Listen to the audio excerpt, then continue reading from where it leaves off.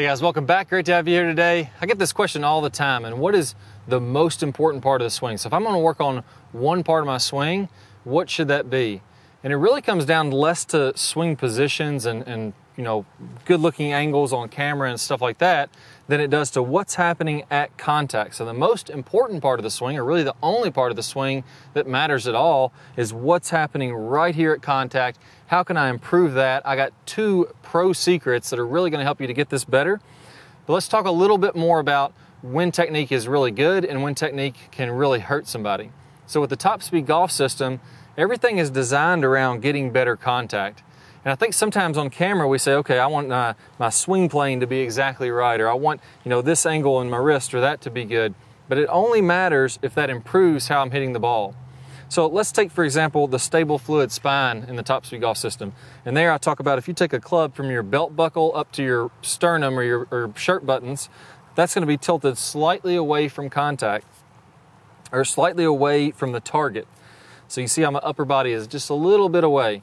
Now throughout the swing, I want that to be really nice and stable. So as I go to the top, that didn't change a lot. I didn't have a lot of moving around and swaying of my body. I didn't slide off the ball.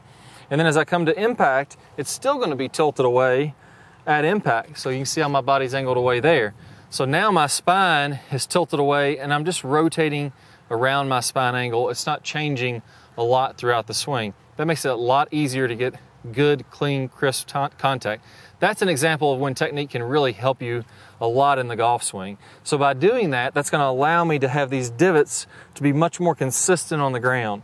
If I'm moving around a lot, now it's tough for me to get that consistent divots. So think about that anytime you're working on any piece of your golf swing.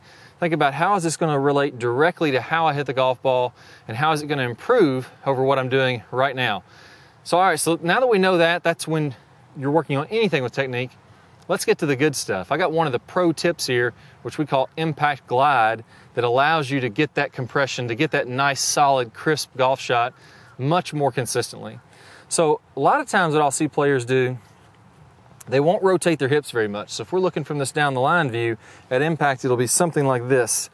Kind of coming up out of our posture, our hips are moving toward the ball. If you look at impact, my hips aren't very open, maybe just a little bit is all. But what happens there is I start to back out and I start to flip with my hands.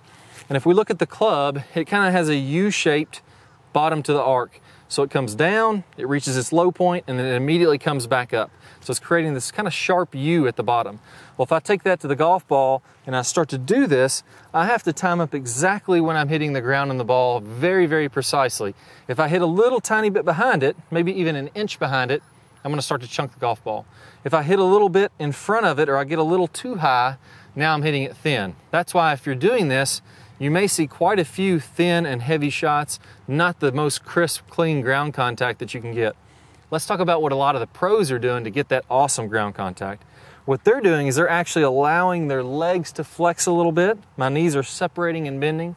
My hands are getting a little bit lower here. And now what's happening is, as I rotate my hips open, so I come open this way, my club can get more forward shaft lean. And what actually happens is, if we look at this club head and then we look at the handle of the club here, I'm going to exaggerate here to make an example of what we're talking about to much more extreme. Look how low this handle is, and look at the club head. It's already on the ground. As this handle starts to turn back up, you'll see how this club head slides level with the ground for a very long time. So I could, in theory, I could take this club already on the ground, have it slide. This wouldn't be a chunk or a thin. This would be perfectly level with the ground, and I've covered an area there of several feet with this club never moving. Imagine that as a golf shot. Imagine how easy it would be to hit the ball clean, is if I can come down into the ground, I can have this club ride level with the ground, I can hit the ball anywhere along this point, and it's going to be a solid shot. That'd be pretty cool to have that happen. That's not in reality, that's not what's going to happen, but we are trying to maximize how long we can get that club to move flat with the ground. If you ever look at PGA Tour players when they're on TV, take a look when they're on the driving range and notice the divots there. When they've been hitting for a while, there's this big patch of grass, and it looks like somebody just took a razor blade or a scalpel and just took the top layer of grass off. It's not these big chunks and divots and holes and stuff like that. It's like it's just a scalpel, just took the tire layer off, and they have this perfectly manicured piece of dirt that's completely level. Again, that's that impact glide. That's getting that club handle to turn back up as the club releases to get that nice clean divot as we're hitting these shots. So how do we do that? That's great to know, but how do we actually make that happen? Well, the first piece there, as I mentioned, we got to get a little flex in the knees as we start the downswing so that we can get this hand lower to the ground. Talk about covering the golf ball. That's what's happening there. We're getting these hands lower. We're getting more forward shaft lean. Now my hips are going to go ahead and open up. As my hands and my shoulder starts to clear out of the way, my grip is going to be raising up as that club head is coming down into the golf ball. So I'll try to hit one here for you. See if I can get a nice straight one. Let's make sure my radar is on. It is. So let's go ahead and hit just a nice middle iron. I have a 7-iron here right now. And let's see if I can get a pretty clean divot without it getting too deep or too shallow. Yeah, that's a great example of an awesome miss hit. I hit it a little bit thin, but because my club was coming in so level with the ground, the ball actually went okay. Not the best shot. I've been talking for about 5 minutes, hadn't made a swing, and I didn't put the best swing on that one. But if you look at that distance, 176 with a 7-iron, that's pretty much the normal distance. Let's do another one now and get a little bit more ground with this one, see if we can get it a bit more solid than that last one. There we go, that one was perfect. Right down the middle.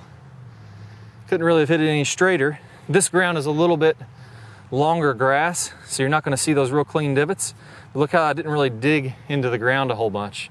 If I was to keep on hitting, you'd start to see those clean up a little bit. Let's see the distance on that one. 187, maybe a little bit downwind, but not a whole lot of difference there between a shot where I really thinned it, probably one of my worst shots, and one of my best shots where I really hit it nice and solid. Again, let's go ahead and take one more nice, clean, shallow divot. That one I chunked a little bit, and again, a great example. I hit one a little too heavy, I hit one a lot too thin, and I hit one about right. All three of those shots didn't change very much. So carry distance on that one, 175. Again, a little bit of a chunk. I'm within 10 feet, I'm within 30 feet of the pin on all those shots, or hitting the green from 175, which is great no matter what the skill level is. So let's get to pro tip number 2. So we know we need that impact glide. Actually, let's finish up with this drill here first on this one. What I want you to do is go ahead and squat down, get the hands low, and then really work on extending this left leg, getting this left shoulder to come up and out, and that's going to get the grip of the club moving up as the club head releases down. That's going to get it to glide across this turf for a very long period of time. That's how the pros are getting so consistent, especially on those really thin fairways like they have there. Now, the second tip here, we talked about the hips opening up 45 degrees at impact. That's about the tour average. As I come into contact, my hips should be about 45 degrees open as I'm hitting. Now let's think about that for a minute. If my hips are 45 degrees open and my club is moving this direction, which would be 45 degrees to the right of my hips, in reality, if I'm standing up facing you, my club is swinging this direction as I'm coming into contact. So if I'm swinging in that direction with my hips square, watch what happens when my hips open up more to where they'll be where the tour pros are. So my club is actually swinging this direction. It's much like a toss motion. If I'm trying to hit a really good golf ball, this is a pro secret that a lot of people don't realize. If I'm opening up my hips, it's like I'm tossing this ball toward the fairway. Grab a ball, open up, and just toss it right down the fairway. You'll feel how easy that is. A lot of people, though, have the idea in their mind that the swing goes this way, parallel with their hips, and they're tossing the ball across your body this direction. That gets much harder, much less accuracy. Everybody that I've ever seen toss a golf ball, when I ask them to do this, naturally they open up and just toss it right down the fairway. That's no different than a golf swing. Now all we need to do, as we're doing that tossing action out here to the right, let's go ahead and make sure that we close that club face down. Look at this wrist, look how that bows out. Now I'm compressing the golf ball, de-lofting the club as that's happening. So I'm doing this motion. Look how my right hand is kind of covering on top of the golf club. That's going to de-loft this face so I can really compress it. So look at the face of the club here. As I do my hands that way, notice how the face turns down, and that gets that club face to close a little bit. That's another real key that I've seen turn people's games around as far as getting consistent flush strikes on the ball. So now let's go ahead and let those hips open up, and I'm getting that same motion here, and you can see how that club face is dead square. I pair that up with my impact glide, or my hands moving up, and now you're really hitting the golf ball well. You got the club leaning forward, you're really gonna compress it, and a ton of consistency here. Let's go ahead and give another one a whirl. There we go. Maybe just a hair thin on that one from perfect. But again, right there, basically right beside all my other shots. And you look at those divots, those are nice and clean, shallow.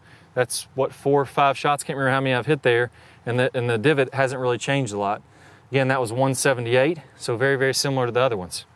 So to wrap that up with this 45 degrees to the right, I want you to go ahead and do this about 10 or 15 times. Let that club swing to the right 10 or 15 times.